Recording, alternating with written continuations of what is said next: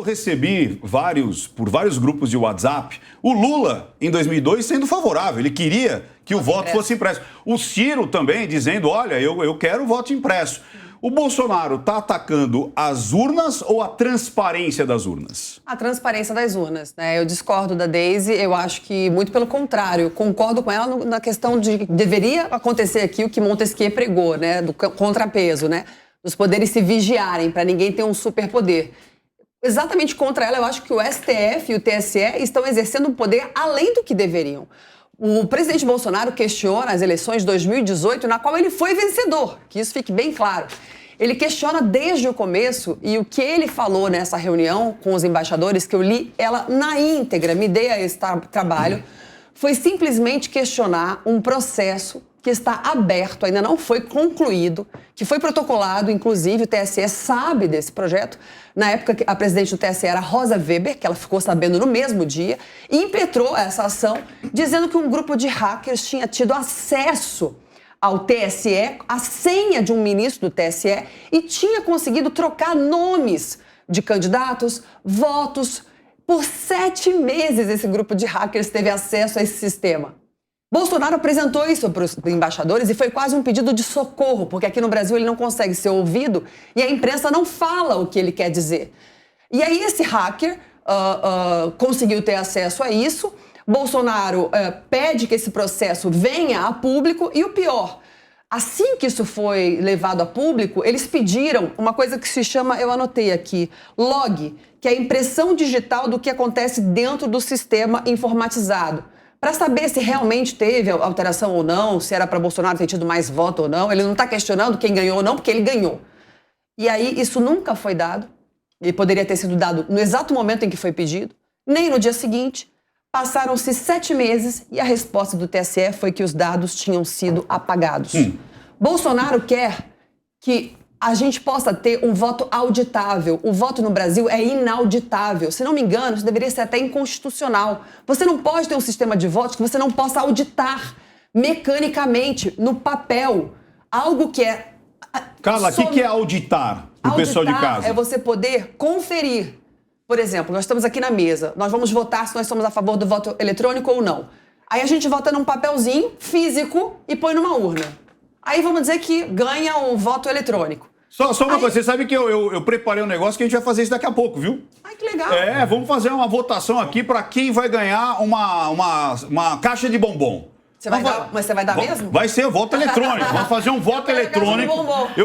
Ao vivo. Eu preparei um voto eletrônico. O único que não vai poder votar, coitado, é o Marcelo, que está lá de forma remota, mas ele vai concorrer também à caixa de bombom. O nome dele vai estar também ali na nossa cédula. Mas aí como é que funciona? A contagem. Aí o auditor vem aqui e, tendo o papel, ele consegue ver se os votos foram corretos realmente. Não tendo o papel, sendo pelo celular, e você podendo entrar no celular, como foi provado nesse inquérito que ainda não foi concluído. Detalhe, vamos ver por que não foi concluído esse inquérito? E aí o Bolsonaro está questionando isso. Por que não foi concluído esse inquérito? Por favor, permitam que haja uma forma de se auditar os votos. Detalhe que ele ganhou. E ele está questionando as eleições nas quais ele ganhou. O que tem de antidemocrático nisso? Muito pelo contrário, é muito democrático você poder auditar um voto. Porque as principais economias do mundo não usam esse sistema. Algumas já usaram, como a Alemanha e Reino Unido, e viram que pode realmente ser invadido. Isso não tem nada de antidemocrático, isso é democrático. Eu quero chamar de forma remota agora. Marcelo Sono, você me vê? Você me ouve? Sim, estou vendo maravilhosamente bem. Aproveito e cumprimento a todos. Cumprimento a Jovem Pan, a sua equipe, a todo esse público fantástico que acompanha a Jovem Pan, pela credibilidade que ela tem. Eu já gostei do maravilhosamente bem, porque foi por minha causa. Ele olhou e falou assim, o cara tá maravilhosamente bem, eu já fiquei feliz. Eu vou falar até pra minha mulher, falar assim, me chamaram de maravilhoso. Eu vou chegar em casa hoje e dizer assim, o cara me chamou de maravilhoso, você me chama de cafajeste. Mas, Marcelo, eu quero saber o seguinte, discutir é um ato contra as instituições? Você discutir a lisura, você enxerga como um ato antidemocrático? A tua pergunta vem ao encontro daquilo que, para mim, é o essencial. Primeiro, a democracia, ela não se configura no voto.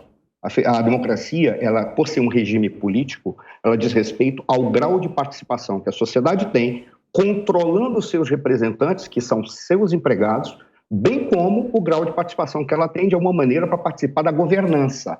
Mas, essencialmente, a forma como a sociedade controla os seus governantes. Para controlar os seus governantes, 2 coisas são essenciais. A primeira delas, transparência absoluta.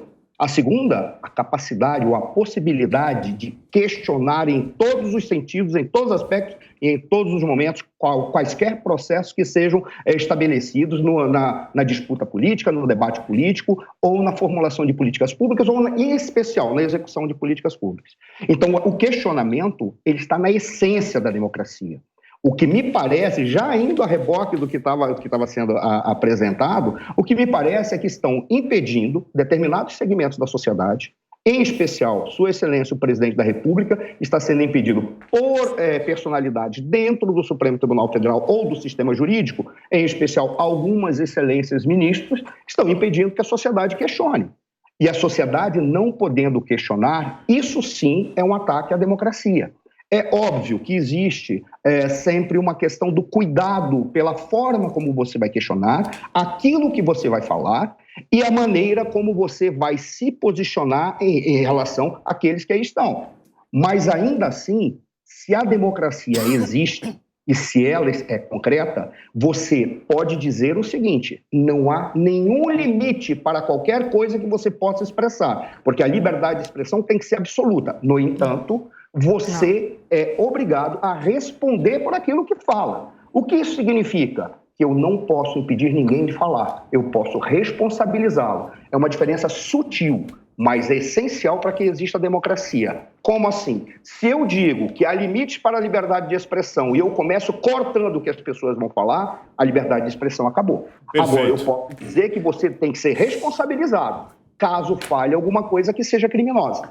É completamente diferente um fato do outro. O que me parece é que o Supremo, em especial algumas personalidades, estão cortando a liberdade de expressão, expressado nisso em impedir o questionamento a alguns procedimentos eleitorais. Eu quero perguntar agora aqui para o Alan Barros. Alan ou é Alan? Alan. Alan, acertei então. Acertou. Alan Barros. Eu quero saber o seguinte, ainda há espaço para essa discussão? Porque tem muita gente dizendo o seguinte, olha, só faltam 2, 3 meses, ainda há espaço. E outra, discutir isso é ruim para o Bolsonaro? O Bolsonaro está mexendo num vespeiro que poderia ser politicamente ruim para ele?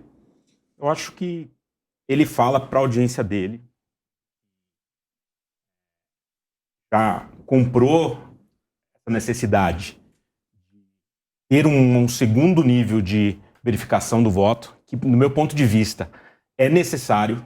Né? Qual o problema? A gente não está querendo mudar o sistema da urna eletrônica. Acho que tem um problema de comunicação. Todo mundo acha que quer mudar o sistema. Ninguém quer mudar o sistema da urna. Eu só quero ter um segundo nível de segurança, de checagem. De auditar esse processo. Uma empresa, vamos mudar, se racionar um pouquinho. Uma empresa quer ser vendida, eu vou fornecer todos os meus números digitalmente para alguém. Na hora que ela for fechar um negócio, o que eu tenho que passar? Por uma auditoria. Auditoria. Ela vai lá verificar se aqueles números que eu apresentei estão corretos. Qual o problema da urna que nós temos hoje? Ter uma auditoria posterior. É isso, é o que eu penso. E eu acho que o presidente ele precisa só melhorar um pouquinho a forma que ele se comunica. Eu acho que a forma que ele comunica, às vezes, abre uma brecha para outro tipo de discussão que não é essa óbvia. Que forma, Alan? Como é que explica pra gente, pessoal de casa? Você acha que é o quê? Porque ele é aquele jeitão meio bonachão, é o tio do churrasco? Não é questionar... eu quero fazer aqui... Ou é o quê? É a forma simples, ou é o conteúdo? Não é questionar a urna. A urna precisa de uma evolução. Olha como muda o discurso. Tá, ou seja, a gente precisa criar uma evolução da urna que já existe, mas ele nunca que funciona. Falou isso. Ele falou que ele quer mais um grau de transparência.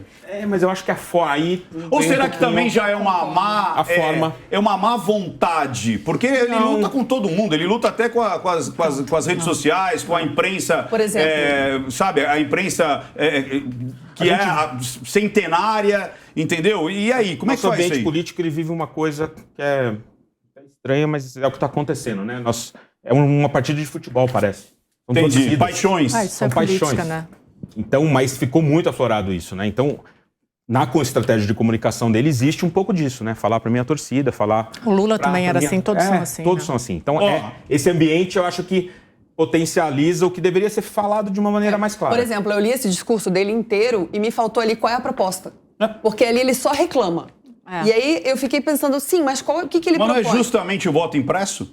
Então, mas em 3 meses a gente tem como fazer isso? Não é tem factível? Não, Então, eu acho que o que ele propõe é a participação das Forças Armadas nesse processo de checar a questão de contar. virtual. Pode falar, a parte de contar. É que o voto impresso parece que eu quero tirar a urna eletrônica. Isso, e não é. Ricardo, eu quero a réplica. É isso aí. É o seguinte, Marcelo, segura agora, porque enquanto você falava, a Deise batia o saltinho dela, que você não tem ideia.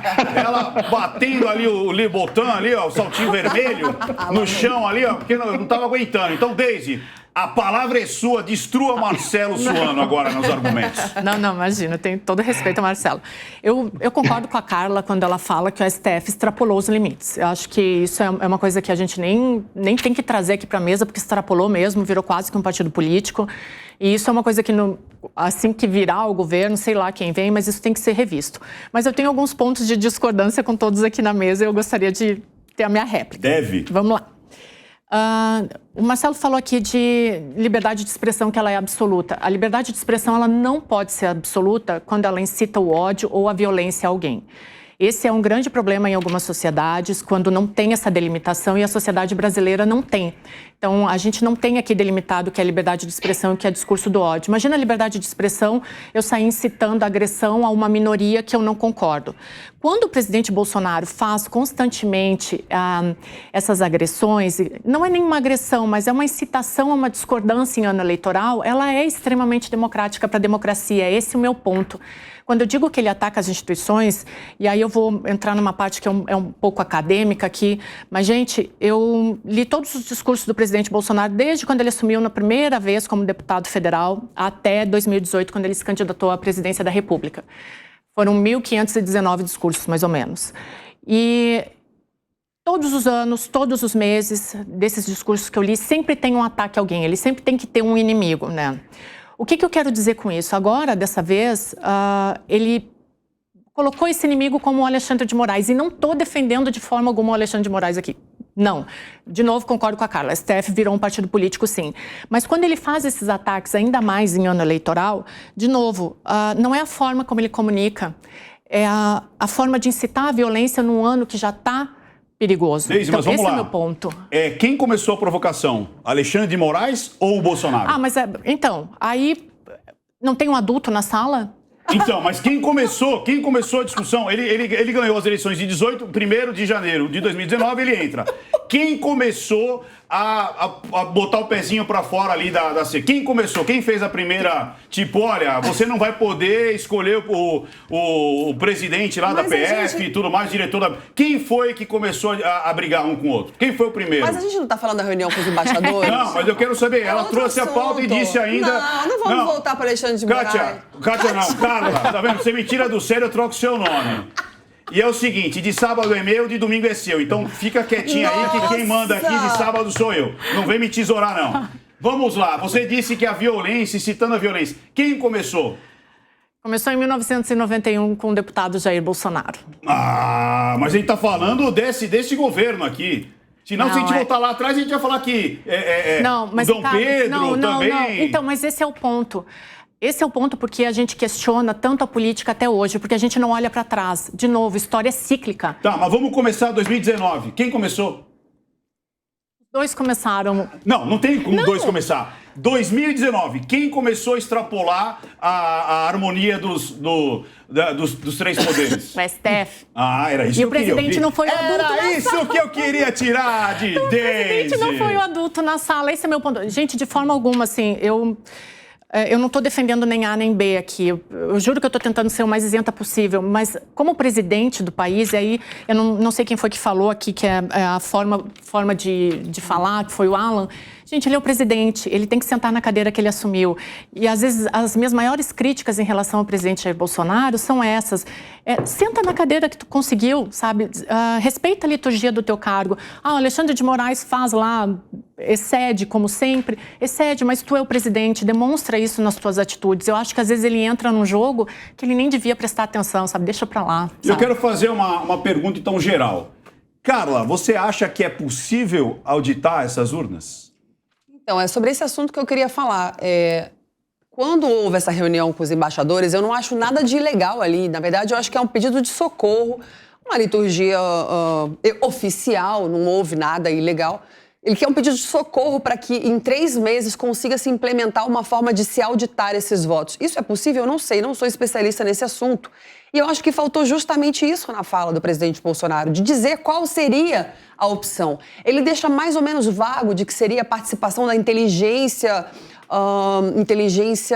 tecnológica dos militares, do Exército, para fazerem uma auditoria, mas que também não diz muito claro se seria em papel ou se seria uma auditoria virtual. Eu acho que faltou ali uma coisa mais propositiva, de propor como se faz isso em 3 meses.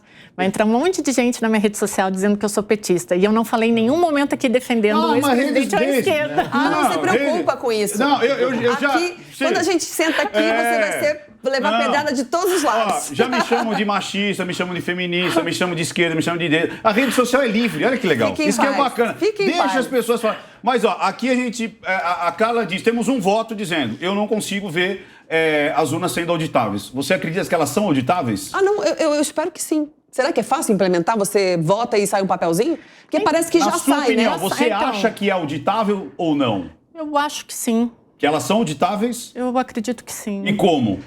Então, aí eu não tenho conhecimento para falar. Mas quando tu vota, já sai um papel que é possível a checagem. Não sai papel nenhum.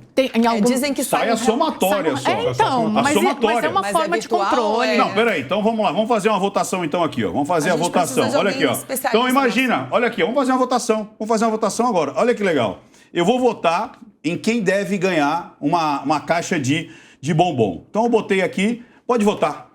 Pode botar. Pode ser eu, pode ser você, pode ser a Carla, pode ser a Deise, pode ser... Passa pra ela. Vamos lá, vamos votar. Quem que você quer que ganhe a caixa de bombom? Tá valendo a Deise, o Marcelo, o Alan e o Ricardo. Até o Negão que tá em casa também tá valendo. Olha lá, vota, vai lá, no bloco de notas. Eu vou votar também aqui pelo Marcelo. Já que o Marcelo tá longe, eu vou votar aqui. Deixa eu pegar aqui. Cadê? Aqui, ó. Vamos votar aqui. Não, você não pode votar por ele. Não. Isso é ilegal. Não, só votei por ele. Não pode. Eu ganhei! Cara, olha aqui, ó. Quem ganhou? 4 votos. 4 votos, olha aí, ó. Se você adulterou. Olha aí. Você adulterou. Não, mas vocês digitaram o nome. Isso é um reducionismo. Não, mas vocês digitaram o nome e agora eu tô conferindo e tô dizendo, o Ricardo ganhou. Ou seja, se você não tem como fazer algo analógico, que não tem como mudar, não é auditável.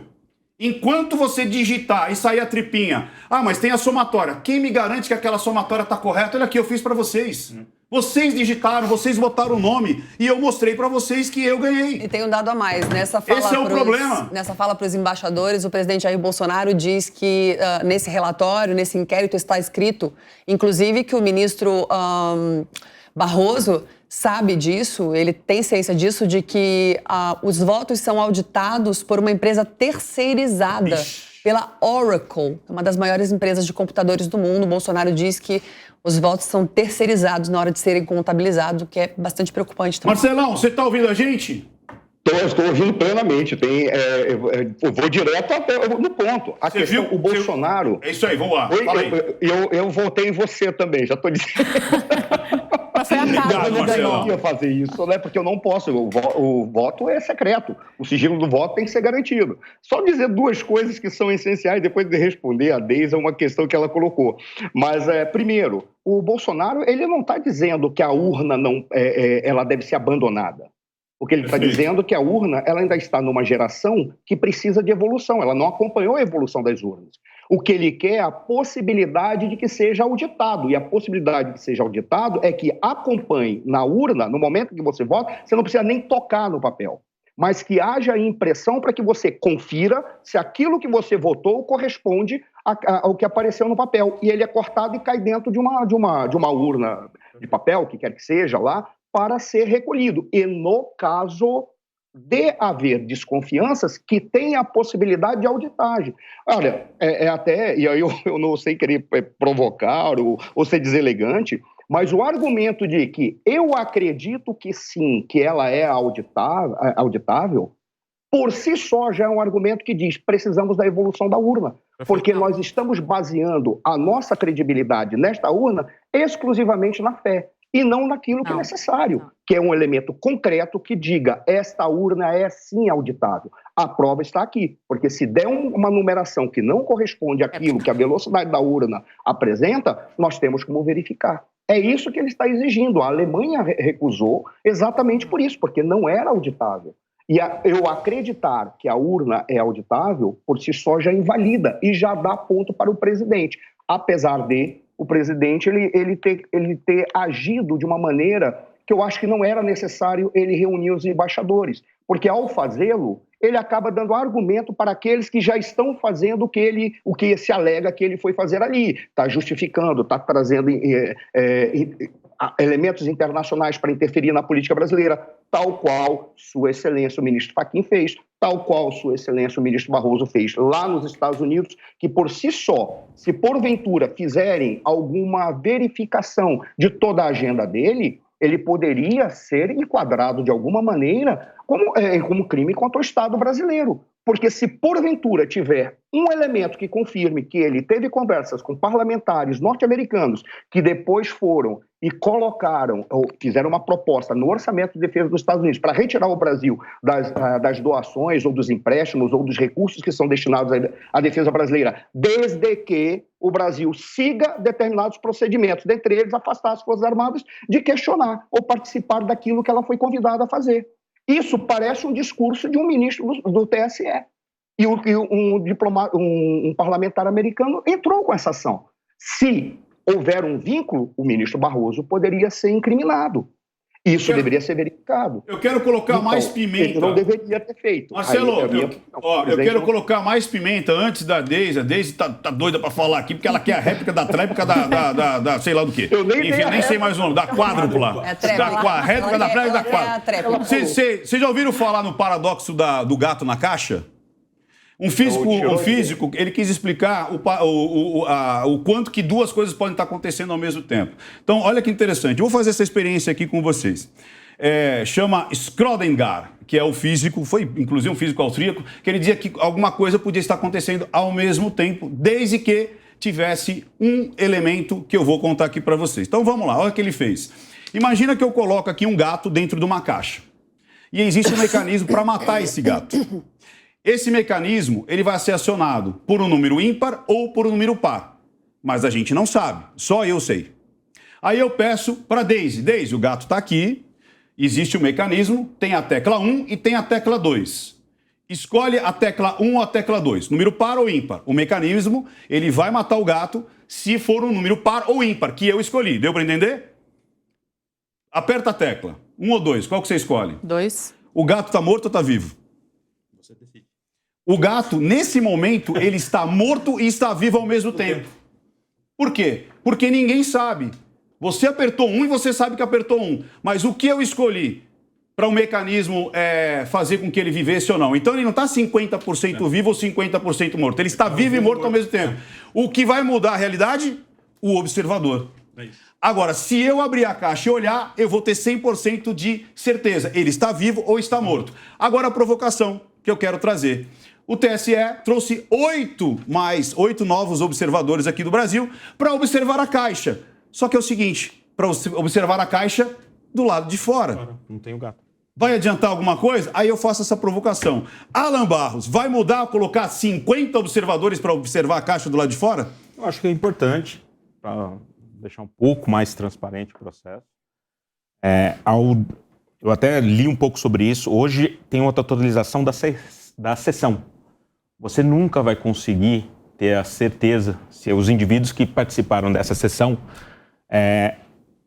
totalizaram aqueles votos. Esse para mim é o que me deixa um pouco angustiado, da gente não conseguir ter essa certeza da totalização dos votos. E quando você confia 100% no ambiente digital para fazer isso, sem uma checagem, realmente deixa muita dúvida no ar. Carla. Oi, querido. E aí? Querido com I. Vamos lá. O próprio ministro Fachin disse que vai trazer mais de 100 observadores internacionais para acompanharem as eleições, para observar o quê? Né? Se você só aperta o botão e vai para a caixa de Pandora, porque ninguém sabe onde vai parar, é auditado por uma empresa terceirizada, pela Oracle, e não tem um papel ali. Nós queríamos muito que o Cristiano Vilela estivesse aqui na mesa, ou o Guilherme Amorim, que são especializados em direito eleitoral. Eles poderiam com certeza brigar comigo e talvez explicar um pouco mais. O Cristiano até observa eleições internacionais. É muito complicado, realmente. Eu sei que o próprio Cristiano, a Deise acham que o voto eletrônico é confiável e tal. Eu realmente, depois de pesquisar muito sobre o assunto, tem um site muito interessante sobre isso internacional, int.com, que fala sobre voto eletrônico no mundo inteiro.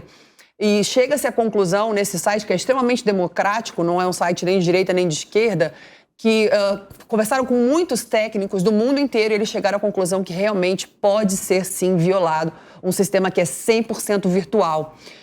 Então, assim, não se trata de democracia ou antidemocracia, de direita ou esquerda, se trata de ter alguma coisa em papel para se auditar ou não. É só isso que a gente está pleiteando e é isso. Um minutinho, Deise, para a gente ir para o break. Nem vou precisar de um minuto.